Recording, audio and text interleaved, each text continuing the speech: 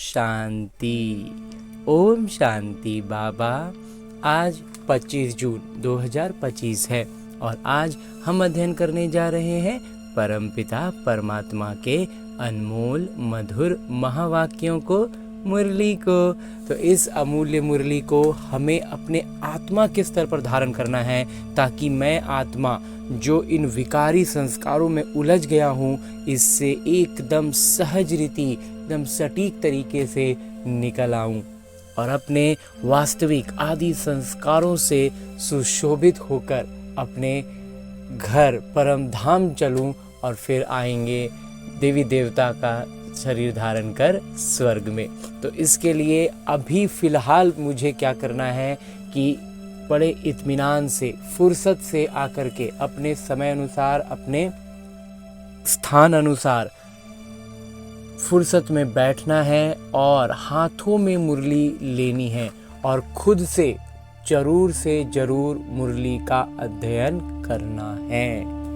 क्योंकि जब हम खुद से मुरली का अध्ययन करते हैं ना, तो बाबा के चैतन्य उपस्थिति का अनुभव होता है और मुरली जादुई बन जाती है और उसका जादू हमारे संस्कारों के परिवर्तन में काम आता है। दिन में बार बार बाबा की मुरली की वो बात गूंजती है। हर परिस्थिति में जब हम कुछ भी प्रतिक्रिया देते हैं, कोई भी परिस्थिति पर हम कोई संकल्प की रचना करें या फिर कर्म करें या कुछ भी बोलें, हर चीज़ के लिए बाबा की मुरली मानो कौंध जाती है बुद्धि में। तो हम उस मुरली की उस बात को ध्यान में रखकर अपना रिएक्शन देते हैं, हम प्रतिक्रिया देते हैं। तो इसके लिए बड़े इत्मीनान से, फुर्सत से बैठ जाना है, हाथ में मुरली लेनी है और ये अनुभव करना है। चूँकि हम फुर्सत से हैं तो ये अभ्यास करना है कि इस देहभान से अलग होकर अपने सूक्ष्म शरीर के साथ, जो कि बहुत सरल है, सूक्ष्म शरीर के साथ चलता हूँ मधुबन की धरा पर, और उसमें भी खास पांडव भवन के उस हिस्ट्री हॉल में, जहाँ मेरे बाबा साकार रूप में ये मुरलियाँ चलाया करते थे। तो परमपिता परमात्मा के इतने निकट पहुँचते ही, उस पवित्र स्थान पर पांव रखते ही उनकी उपस्थिति का, परमपिता परमात्मा के इतनी निकटता की अनुभव मुझ आत्मा को मेरे आदि संस्कारों की जागृति के साथ अनुभव होता है। पवित्रता, शांति, प्रेम और सुख के प्रकंपन एकदम से सक्रिय हो जाते हैं।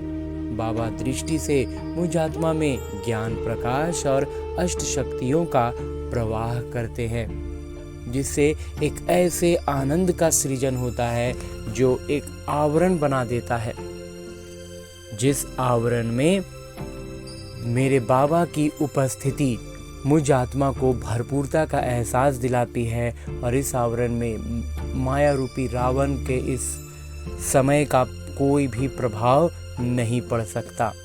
तो बाबा के इतने निकट आकर, उनके सानिध्य में रहकर अध्ययन करते हैं ये मुरली, जिसमें बाबा निज तौर पर मुझसे बातें करते हैं। तभी तो मुझसे मेरे बाबा कहते हैं, मीठे बच्चे, बाबा तुम्हें नई दुनिया के लिए राजयोग सिखला रहे हैं, इसलिए इस पुरानी दुनिया का विनाश भी जरूर होना है। हाँ जी बाबा। आगे प्रश्न रूप में मेरे बाबा कहते हैं, मनुष्यों में कौन सी एक अच्छी आदत पड़ी हुई है लेकिन उससे भी प्राप्ति नहीं होती? बाबा कहते हैं एक अच्छी आदत तो पड़ी हुई है लेकिन उस आदत से प्राप्ति कुछ नहीं होता। उत्तर बतलाते हैं मेरे बाबा, मनुष्यों में भगवान को याद करने की जैसे आदत पड़ी हुई है। जब कोई बात होती है तो कह देते हैं, हे भगवान। सामने शिवलिंग आ जाता है, लेकिन पहचान यथार्थ न होने के कारण प्राप्ति नहीं होती है। फिर कह देते, सुख दुख सब वही देता है। तुम बच्चे अभी ऐसा नहीं कहेंगे, बिल्कुल नहीं कहेंगे। बाबा हमें पूरा ज्ञान स्पष्ट हो गया है कि दुख देने वाला रावण है, सुख देने वाले मेरे बाबा हैं। ओम शांति। बाबा जिसको रचता कहा जाता है, किसको रचते हैं? नई दुनिया के रचता। नई दुनिया को कहा जाता है स्वर्ग व सुखधाम। नाम कहते हैं परंतु समझते नहीं है। ये नाम पहले से सुना हुआ है हमारा भक्ति मार्ग में, लेकिन अर्थ नहीं जानते थे। श्री कृष्ण के मंदिर को भी सुखधाम कहते हैं। अब वो तो हो गया छोटा मंदिर। श्री कृष्ण तो विश्व के मालिक थे। बेहद के मालिक को जैसे कि हद का मालिक बना देते हैं, एक छोटा सा हद में बांध देते हैं, छोटा सा मंदिर बस सुखधाम है। श्री कृष्ण के छोटे से मंदिर को सुखधाम कहते हैं। बुद्धि में ये नहीं आता है कि वो तो विश्व के मालिक थे, भारत में ही रहने वाले थे। तुमको भी पहले कुछ पता नहीं था, बिल्कुल नहीं पता था बाबा। बाबा को तो सब कुछ पता है। वो सृष्टि के आदि मध्य अंत को जानते हैं। अभी तुम बच्चे जानते हो, दुनिया में तो ये भी किसी को पता नहीं है। ब्रह्मा विष्णु शंकर कौन है? शिव तो है ऊंचते ऊंच भगवान। अच्छा, फिर प्रजापिता ब्रह्मा कहाँ से आए? है तो मनुष्य ही। प्रजापिता ब्रह्मा तो जरूर यहाँ ही चाहिए ना, जिससे ब्राह्मण पैदा हो। प्रजापिता मतलब ही मुख से गोद लेने वाले। तुम हो मुख वंशावली। अब तुम जानते हो कि कैसे ब्रह्मा को बाबा ने अपना बनाकर मुख वंशावली बनाया है। इनमें प्रवेश भी किया, फिर कहा कि ये हमारा बच्चा भी है। ब्रह्मा बाबा में प्रवेश भी करते हैं, उनके द्वारा ज्ञान भी सुना रहे, लेकिन ये भी कहते हैं कि वो ब्रह्मा बाबा भी एक बच्चे हैं। तुम जानते हो ब्रह्मा नाम कैसे पड़ा, कैसे पैदा हुआ? ये और कोई नहीं जानते। हम जान गए हैं, हमें बाबा ने बता दिया है, और कोई नहीं जानते हैं। सिर्फ महिमा गाते हैं कि परमपिता परमात्मा ऊंचते ऊंच हैं, परंतु ये कोई की बुद्धि में नहीं आता कि ऊंचते ऊंच पिता हैं। अब हम सभी आत्माओं के वो पिता हैं, वो भी बिंदु रूप ही हैं। और वो पिता जो है ना, वो उनका रूप क्या है? बिल्कुल बिंदु रूप। उनमें सृष्टि के आदि मध्य अंत का ज्ञान है। ये ज्ञान भी तुमको अभी मिला है, पहले जरा भी ये ज्ञान नहीं था। मनुष्य सिर्फ कहते रहते हैं ब्रह्मा विष्णु शंकर, परंतु जानते कुछ भी नहीं। तो उन्हों को ही समझाना है। अभी तुम समझदार बने हो, जानते हो कि बाबा ज्ञान के सागर हैं, जो हमको ज्ञान सुनाते हैं, पढ़ाते हैं। ये राजयोग है ही सतयुग नई दुनिया के लिए। तो जरूर पुरानी दुनिया का विनाश होना चाहिए। उसके लिए ये महाभारत लड़ाई, और विनाश करने के लिए बाबा कहते हैं ये महाभारत लड़ाई लगी है। आधा कल्प से लेकर तुम भक्ति मार्ग के शास्त्र पढ़ते आए हो, अब तो बाबा से डायरेक्ट सुनते हो, एकदम सीधे। परमपिता परमात्मा भगवान मेरे सम्मुख बैठ मुझे एक एक बात सुना रहे हैं। बाबा कोई शास्त्र नहीं बैठकर सुनाते हैं। जप तप करना, शास्त्र आदि पढ़ना, ये सब भक्ति है। अब भक्तों को भक्ति का फल चाहिए, क्योंकि मेहनत करते ही हैं भगवान से मिलने के लिए। हाँ जी बाबा। परंतु ज्ञान से है सदगति। ज्ञान और भक्ति दोनों इकट्ठे चल ना सके। अभी है ही भक्ति का राज्य, सब भगत हैं। हर एक के मुख से ओ गॉड फादर जरूर निकलेगा, हे परमपिता परमात्मा, हे भगवान। आज तो सुबह स्टार्टिंग में ही बाबा ने कहा हे भगवान। तो अब तुम बच्चे जानते हो कि बाबा ने अपना परिचय दिया है कि मैं छोटी बिंदी हूँ। मुझे ही ज्ञान का सागर कहते हैं। मुझ बिंदु में सारा ज्ञान भरा हुआ है। आत्मा में ही ज्ञान रहती है। अभी तुम बच्चे समझते हो कि उनको परम पिता परमात्मा कहा जाता है। वो है सुप्रीम सोल, सर्वोच्च पिता, अर्थात सबसे ऊंचते ऊंच पतित पावन। बाबा ही सुप्रीम है ना, सब सर्वश्रेष्ठ तो वही होंगे ना। तो मनुष्य हे भगवान कहेंगे तो शिवलिंग ही याद पड़ेगा। वो भी यथार्थ रीति से नहीं, जो वास्तविक रूप है, बिंदु रूप, उस रूप में थोड़ी याद आएगा। एक जैसे कि आदत पड़ गई है कि भगवान को याद करना है, भगवान ही सुख दुख देता है। अभी तुम बच्चे ऐसा नहीं कहेंगे। तुम जानते हो कि बाबा तो सुखदाता है। सतयुग में सुखधाम था, वहाँ दुख का नाम नहीं था। कलयुग में है ही दुख, यहाँ सुख का नाम ही नहीं। ऊंचते ऊंच भगवान, वो हैं सर्व आत्माओं के पिता। ये किसी को पता नहीं कि आत्माओं के पिता भी हैं। कहते भी हैं हम सब भाई भाई हैं।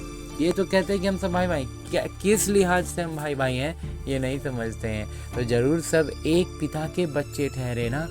कोई फिर कह देते कि वो तो सर्वव्यापी है, तेरे में भी है मेरे में भी है। अरे तुम तो आत्मा हो, ये तुम्हारा शरीर है, फिर तीसरी चीज कैसे हो सकती है? आत्मा को परमात्मा थोड़े ही कहेंगे, जीव आत्मा कहा जाता है, जीव परमात्मा नहीं कहा जाता। फिर परमात्मा सर्वव्यापी कैसे हो सकते? बाबा सर्वव्यापी होते तो फिर फादरहुड हो जाता। फादर को फादर से वर्षा थोड़े ही मिलेगा, पिता को पिता से वर्षा का कोई मतलब बात ही नहीं। पिता का बच्चों को वर्षा मिलता है ना, बच्चे वारिस बनते हैं, तो वो चीज़ हो सकता है। पिता को तो पिता का मिलेगा नहीं, तो बाबा से तो बच्चा ही वर्षा लेता है। सब पिता कैसे हो सकते? जब सब में भगवान हो जाएंगे तो सब कोई पिता हो गए, तो ये तो हो नहीं सकता। इतनी छोटी सी बात भी कोई की समझ में नहीं आती है। तब बाबा कहते हैं, बच्चे हमने आज से 5000 वर्ष पहले तुमको कितना समझदार बनाया था। तुम सर्वदा स्वस्थ समृद्ध समझदार थे। इससे ज्यादा समझदार कोई हो नहीं सकता, और इतना समझदार थे ना कि उससे ज्यादा समझदार कोई हो नहीं सकता। तुमको अभी जो समझ मिलती है ये फिर वहाँ नहीं होगी, अभी वाला ज्ञान वहाँ नहीं होगा। वहाँ ये थोड़े ही मालूम रहता है कि हम फिर गिरेंगे। ये मालूम हो तो फिर सुख की भासना ही ना आए। फिर जब दुख का मालूम चल जाएगा ना तो सुख का मजा नहीं ले पाएंगे, इसलिए कहते हैं पूरा भुला देते हैं। ये ज्ञान फिर प्रायः लोप हो जाता है। ये ड्रामा का ज्ञान सिर्फ अभी तुम्हारी बुद्धि में है। ब्राह्मण ही अधिकारी रहते हैं। तुम्हारी बुद्धि में है कि अब हम ब्राह्मण वर्ण के हैं। ब्राह्मणों को ही बाबा ज्ञान सुनाते हैं, ब्राह्मण फिर सबको सुनाते हैं। गायन भी है कि भगवान ने आकर स्वर्ग की स्थापना की थी, राजयोग सिखाया था।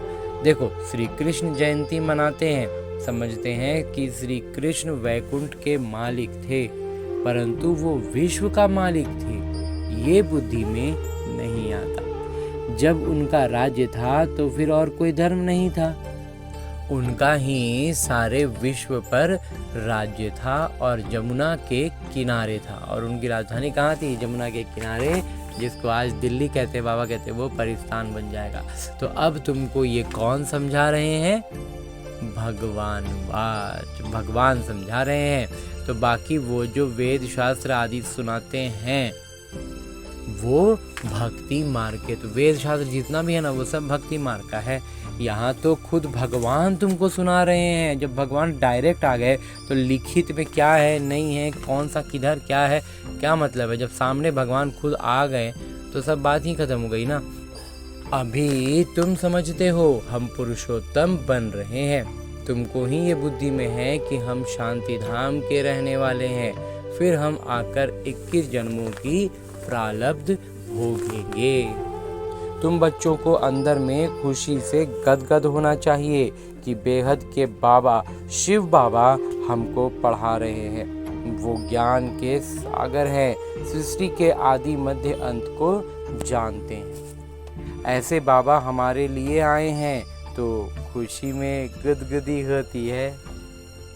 बाबा को कहते हैं, बाबा हमने आपको अपना वारिस बनाया है। बाबा बच्चों पर वारी जाते हैं।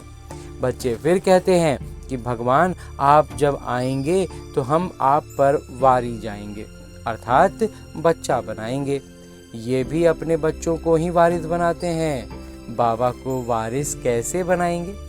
ये भी गुह्य बात है। अपना सब कुछ एक्सचेंज करना है, सब कुछ बाबा को दे देना है, बदले में बाबा जो दे देंगे। तो इसमें बुद्धि का काम है। तो बुद्धि से हमें बात एकदम स्पष्ट समझ में आती है कि अभी हम फूटी कौड़ी जैसी चीज़ें बाबा को देते हैं और बाबा उसका अरबों गुना पदम गुना कर करके हमें सतयुग में तो भरपूर करते ही हैं, वर्तमान में भी, इस कलयुगी समय में भी इसको बाबा प्रत्यक्ष फल कहते हैं, खुशी का, वो खुशी का प्रत्यक्ष फल हमें देते हैं। गरीब तो झट एक्सचेंज कर लेंगे, साहूकार मुश्किल करेंगे। तो गरीब के पास उसका इतना कम होता है ना कि उसका मोह खत्म हो जाता है। तो बस आज मिला आज खाएं, कम खत्म, तो वो मोह नहीं करता। लेकिन साहूकार को मोह हो जाता है, इसलिए वो मुश्किल करता है दान करने में, बाबा से एक्सचेंज कराने में। जब तक कि पूरी रीति ज्ञान न उठावे, जब पूरा ज्ञान एकदम बच्चा समझ जाएगा ना, बुद्धि स्पष्ट हो जाएगी, निश्चय बुद्धि हो जाएंगे, तब तो फिर कोई दिक्कत नहीं है। लेकिन जब तक ज्ञान की स्पष्टता नहीं है, निश्चय बुद्धि नहीं बने हैं, तब तक बाबा कहते हैं कि मुश्किल होता है उनको इन्वेस्टमेंट में, जिसको लौकिक भाषा में दान समझा जाता है, वास्तव में वो इन्वेस्टमेंट है, निवेश है, जिसमें सिर्फ हमारा ही फायदा है। इतनी हिम्मत नहीं रहती। गरीब तो झट कह देते, बाबा हम तो आपके ही वारिस बनाएंगे, हमारे पास रखा ही क्या है, मेरे पास कुछ है ही नहीं है तो हम क्या करेंगे। वारिस बनाकर फिर शरीर निर्वाह भी अपना करना है। वारिस बना लेते हैं और फिर खाली अपना शरीर निर्वाह अर्थ काम करते हैं। सिर्फ ट्रस्टी समझकर रहना है। युक्तियाँ बहुत बताते रहते हैं। बाबा तो सिर्फ देखते हैं कि कोई पाप कर्म में तो ऐसे खराब नहीं करते हैं ना। मनुष्य को पुण्य आत्मा बनाने में पैसा लगाते हैं, सेवा भी कायदे से करते हैं, कायदे से जो सेवा का तरीका है वो काम करते हैं। ये पूरी जांच करेंगे, फिर सब राय देंगे। ये भी धंधे में ईश्वर अर्थ निकालते थे ना, वो तो था इनडायरेक्ट। भक्ति में जो हम वो कुछ भी करते थे, अब कहते वो सब हो गया इनडायरेक्ट। अभी बाबा डायरेक्ट आए हैं। मनुष्य समझते हैं हम जो कुछ करते हैं उनका फल ईश्वर दूसरे जन्म में देते हैं। कोई गरीब दुखी है तो समझेंगे कर्म ही ऐसा किया होगा, अच्छे कर्म किए हैं तो सुखी है, जो सुखी है उसने कर्म अच्छे किए। इतना बुद्धि तो काम अभी हमें हमारा करता है। बाबा तुम बच्चों को कर्मों की गति पर समझाते हैं। रावण राज्य में तुम्हारे सब कर्म विकर्म ही हो जाते हैं। सतयुग और त्रेता में रावण ही नहीं है, इसलिए वहाँ कोई कर्म विकर्म नहीं होता। यहाँ जो अच्छे कर्म करते हैं उनका अल्पकाल के लिए सुख मिलता है, फिर भी कोई ना कोई रोग खिटपिट तो रहती ही है, क्योंकि अल्पकाल का सुख है। अभी बाबा कहते हैं ये रावण राज्य ही खत्म होना है। राम राज्य की स्थापना शिव बाबा कर रहे हैं और राम राज्य की स्थापना शिव बाबा हमारे लिए कर रहे हैं। तो तुम जानते हो ये चक्र कैसे फिरता है। भारत ही फिर गरीब हो जाता है। भारत आज से 5000 वर्ष पहले स्वर्ग था, इन लक्ष्मी नारायण का राज्य था। पहले गद्दी इनकी चलती थी। श्री कृष्ण राजकुमार, फिर स्वयंवर किया तो राजा बने, श्री नारायण नाम पड़ा। ये भी तुम बच्चे समझते हो तो तुमको वंडर लगता है। जब हम समझते हैं तो एकदम आश्चर्य लगता है कि कैसे हम भक्ति में फंसे हुए थे और यहाँ पर एकदम एक एक बात स्पष्ट समझ में आने लगती है। बाबा आप सारे रचता और रचना के ज्ञान सुनाते हो, आप हमको कितना उच्च पढ़ाते हैं। बलिहार जाऊं, हमको तो सिवाय एक बाबा के और कोई को याद नहीं करना है। अंत तक पढ़ना है तो जरूर टीचर को याद करना है। स्कूल में टीचर को याद करते हैं ना, तो उन स्कूलों में तो कितने टीचर्स होते हैं, हर एक दर्जे का टीचर अलग होता है। यहाँ तो एक ही टीचर है और वो टीचर भी है, पिता भी हैं और सदगुरु भी हैं। तो कितना लवली है, कितना प्यारा बात है। बाबा लवली प्यारे हैं, टीचर प्यारे हैं, वो पिता के रूप में प्यारे हैं, शिक्षक के रूप में प्यारे हैं। आगे और पहले भक्ति मार्ग में अंधश्रद्धा से याद करते थे, उसमें कुछ उनका इस प्रेम स्वरूप को हम समझ ही नहीं पाए थे। अभी तो डायरेक्ट बाबा पढ़ाते हैं, एकदम सीधे, एकदम निज तौर पर बैठ के चैतन्य रूप में बाबा मुझात्मा को पढ़ा रहे हैं। तो कितनी खुशी होनी चाहिए। फिर भी कहते बाबा भूल जाते हैं, पता नहीं हमारी बुद्धि आपको क्यों याद नहीं करती है। गाते भी हैं ईश्वर की गति मति न्यारी है। बाबा आपकी गति और सद्गति की मत तो बड़ी वंडरफुल है। ऐसे पिता को याद करना चाहिए। स्त्री अपने पति के गुण गाती है ना, बड़ा अच्छा है। ये उनकी प्रॉपर्टी है, अंदर में खुशी रहती है ना। ये तो पतियों का पति, बापों का बाप। इनसे कितना हमको सुख मिलता है। तो इनसे सुख हमें अथाह मिलता है, और सबसे तो दुख मिलता है। हाँ, टीचर से सुख मिलता है क्योंकि पढ़ाई से इनकम होती है। तो उस पढ़ाई को हमने पढ़ा तो हमें ऐसा हुआ कि सुख मिला, और उस सुख के लिए जिम्मेवार शिक्षक रहा। तो इसलिए वहाँ कहते हैं कि पढ़ाई से इनकम हुआ तो हम उसके लिए शिक्षक को थोड़ा श्रेय देते हैं। तो गुरु हमेशा किया जाता है वानप्रस्थ में। बाबा भी कहते हैं मैं वानप्रस्थ में आया हूँ, वो भी वानप्रस्थी, मैं भी वानप्रस्थी। शिव बाबा कह रहे हैं कि वो भी वानप्रस्थी हो गए, मैं भी वानप्रस्थी। तो ये सब मेरे बच्चे भी वानप्रस्थी, और वास्तव में हम सब आत्माएं भी क्या हैं, वानप्रस्थी हैं। बाबा टीचर गुरु तीनों ही इकट्ठे हैं। बाबा टीचर भी बनते हैं, फिर गुरु बन साथ में ले जाते हैं। बाबा पिता रूप में आके दुलारते हैं हमें, हमारे दुखों से, चोटों से, दर्द पर मलहम की तरह अपना हाथ चलाते हैं, हमें शक्तियों से भरपूर करते हैं, सुकून का एहसास कराते हैं, शांति का एहसास कराते हैं। फिर शिक्षक बनकर हमें तरह तरह का ज्ञान देते हैं ताकि हम इस विकर्मों के इस जंजाल को से पार हो जाएं, उससे निकल आएं, और फिर सद्गुरु रूप में हमें अपने साथ ले जाते हैं। उस एक पिता की ही महिमा है, ये बातें और कोई शास्त्र आदि में नहीं है। बाबा हर बात अच्छी रीति समझाते हैं। इनसे ऊंचा ज्ञान कोई होता नहीं, न जानने की दरकार रहती है। न इनसे ऊंचा कोई ज्ञान है और न जानने का दरकार है। हम सब कुछ जानकर विश्व का मालिक बन जाते हैं, और ज़्यादा क्या करेंगे। इतना कुछ बाबा ने ज्ञान दे दिया ना कि इतना ही से तुम पूरा विश्व का मालिक बन गए, और इससे ज़्यादा जान के और इधर उधर माथा लगा के क्या करेंगे। बच्चों की बुद्धि में ये हो तब खुशी में और उसी याद में रहे। बाबा कहते हैं ये बात भी जब कंसेप्ट क्लियर होगा ना कि इससे बेसी और इसके बाहर का कोई भी ज्ञान का जरूरत ही नहीं है, दरकार अच्छी नहीं।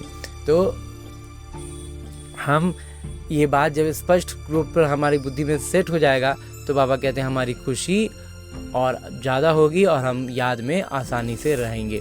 पुण्य आत्मा बनने के लिए याद में जरूर रहना चाहिए। माया का धर्म है तुम्हारे योग को तोड़ना। माया का काम ही है, उसका धर्म बाबा कहते हैं हमारे योग को तोड़ना। योग में ही माया विघ्न डालती है। भूल जाते हो, जिसको हम भूलना कहते हैं ना, वो माया का काम रहता है। विकारों की ऐसी रूप लेकर के सामने आता है कि हम उसमें उलझ जाते हैं। माया के तूफान बहुत आते हैं, ये भी ड्रामा में नूंद है। सबसे आगे तो ये है, तो इनको सब अनुभव होते हैं। सबसे आगे ब्रह्मा बाबा चल रहे हैं, तो नया नया अनुभव सबसे पहले उनको होता है। मेरे पास जब आवें तब तो सबको समझाऊं ना। तो बाबा कहते हैं अब ब्रह्मा बाबा को अनुभव होगा तब तो फिर समझाने में और अच्छा होगा ना, इसलिए पहले आगे वो अनुभव करते हैं। ये सब माया के तूफान आएंगे, बाबा के पास भी आते हैं, तुमको भी आएंगे। मतलब तुम्हारे बाबा कह रहे हैं कि तुम्हारे पास भी आएंगे। जब ब्रह्मा बाबा के पास आए हैं तो हमारे पास नहीं आएंगे, माया का तूफान ही ना आए, योग लगा ही रहे तो कर्मातीत अवस्था हो जाए। और अगर हमारी अवस्था कर्मातीत हो गई ना तो फिर उसका अर्थ क्या हुआ कि माया का कोई तूफान आएगा ही नहीं, योग लगा ही रहेगा। लेकिन हमारी अभी कर्मातीत अवस्था आई नहीं है, फिर हम यहाँ रह ना सकें। और फिर जब कर्मातीत अवस्था आ जाएगी ना तो हम यहाँ नहीं रह पाएंगे। ये पुराना पतित शरीर भी छूट जाएगा, ये पतित जो दुनिया है, रावण राज्य है, यहाँ से हम हट जाएंगे। तो इसलिए बाबा कहते हैं कि यहाँ रह ना सकेंगे तो कर्मातीत अवस्था हो जाएगी, तो फिर सब चले जाएंगे। शिव की बारात गाई हुई है ना, शिव बाबा आए तब हम सब आत्माएं जाएं। जब शिव बाबा आएंगे, हमारी सद्गति करेंगे, हमें विकारों से मुक्त करेंगे, तब तो हम जाएंगे ना। तो शिव बाबा आते ही हैं सबको ले जाने। सतयुग में इतनी आत्माएं थोड़ी ही होंगी। बाबा कहते हैं आज जितनी आत्माएं हैं ये सारी सतयुग में थोड़ी ही होंगी। बिल्कुल नहीं बाबा। अच्छा, मीठे मीठे सिकिलते बच्चों प्रति माता पिता बाबा का याद प्यार और आशीर्वाद। रूहानी बाबा की रूहानी बच्चों को नमस्ते। हम रूहानी बच्चों की ओर से रूहानी माता पिता को याद प्यार और प्रणाम।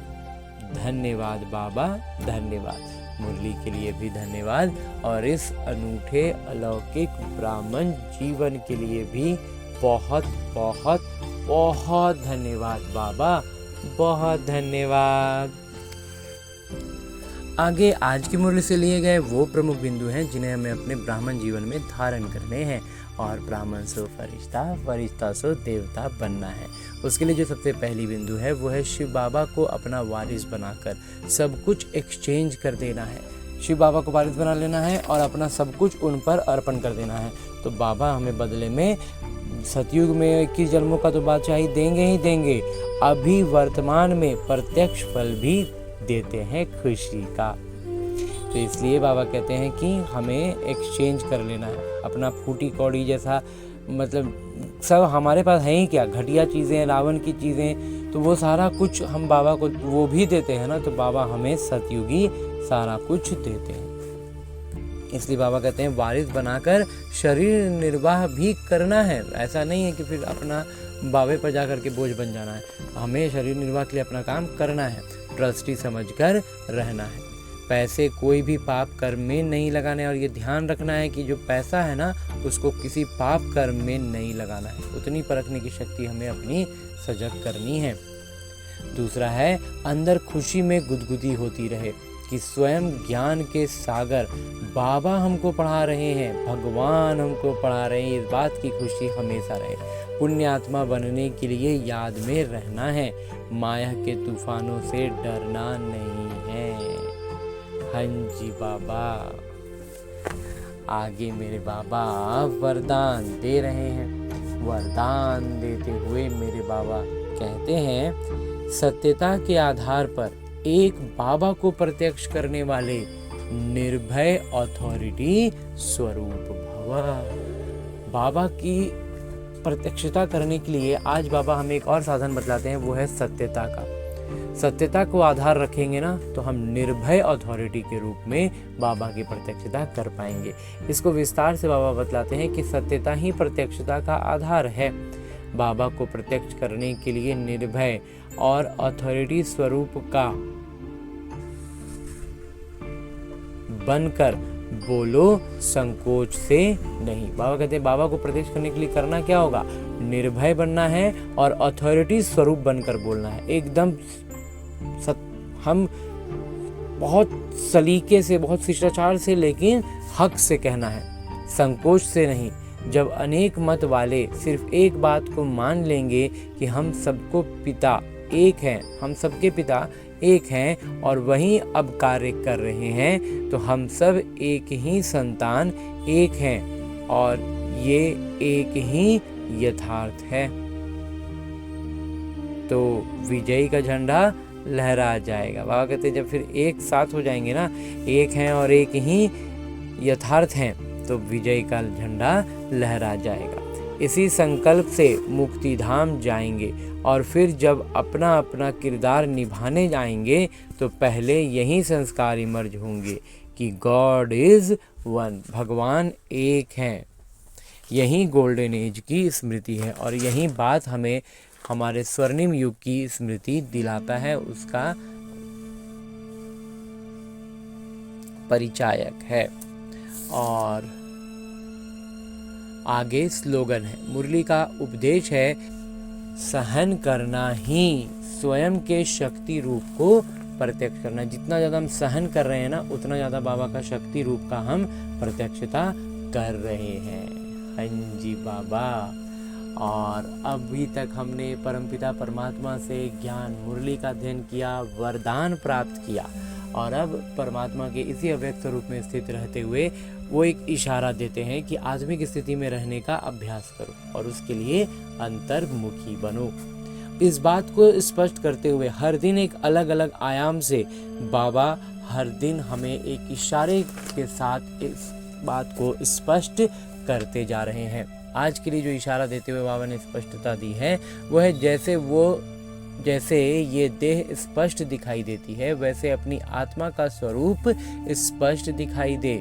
अनुभव अथॉरिटी में आए मस्तक अर्थात बुद्धि की स्मृति व दृष्टि से सिवाय आत्मिक स्वरूप के और कुछ भी दिखाई न दे, वो स्मृति में ना आए, ना कुछ दिखाई दे और ना बुद्धि में आए, सबका सिर्फ आत्मिक स्वरूप ही दिखाई दे।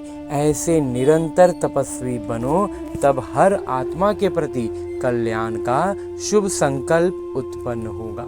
भल कोई अपने संस्कार स्वभाव के वश आपके पुरुषार्थ में परीक्षा के निमित्त बना हुआ हो, उसके प्रति भी सदा कल्याण का संकल्प उत्पन्न हो। हमें उसके लिए मन में सिर्फ कल्याण की भावना भर कर रखनी है। हमारा बुद्धि, हमारा मन में सिर्फ कल्याण की भावना।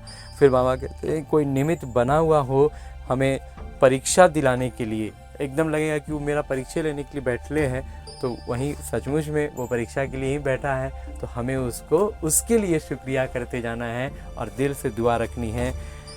तो ये सब कुछ हम कब कर पाएंगे? जब अपने लौकिक जीवन में लौट कर आएंगे।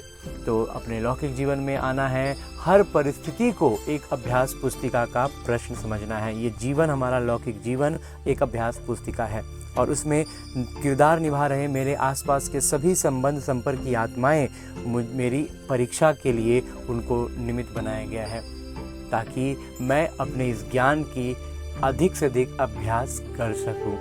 तो इस भावना से उन सभी आत्माओं को कल्याण की भावना से देखना है। तो अगर विकार का छोटा सा भी अंश आ जाता हो तो वो भी आज से समाप्त हो जाएगा, क्योंकि उन्हें देखने के लिए बाबा ने हमें दृष्टि दी है कि वो हमारी परीक्षा के लिए निमित्त बने हैं। हाँ जी बाबा। तो ऐसे श्रेष्ठ भावना और शुभकामना से भरपूर होकर, ऐसे श्रेष्ठ उद्देश्य के साथ लौटते हैं अपने इस लौकिक किरदार में, अपने स्थूल शरीर में। अच्छा, ओम शांति।